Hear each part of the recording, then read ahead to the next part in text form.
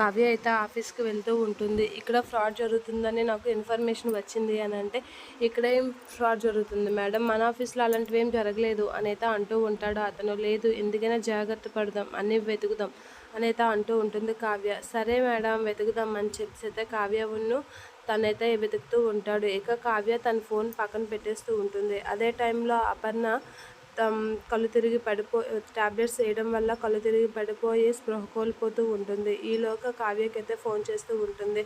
Kavya Kavya files అన్నీ వెతుక్కుంటూ చాలా కంగారుగా ఏం జరుగుతుంది ఏంటో, ఫ్రాడ్ ఎక్కడ జరుగుతుందా అని వెతుకుతూ ఉంటుంది. అపర్ణదేవి అయితే ఫోన్ చేస్తూ ఉంటుంది కావ్యకి. అయినా కావ్య ఫోన్ లిఫ్ట్ చేయకపోవడంతో అపర్ణ అలా ఫోన్ చేస్తూ స్పృహ కోల్పోతూ ఉంటుంది. ఇక కావ్య అయితే ఫైల్స్ అన్నీ వెతుకుతూ ఉంటుంది.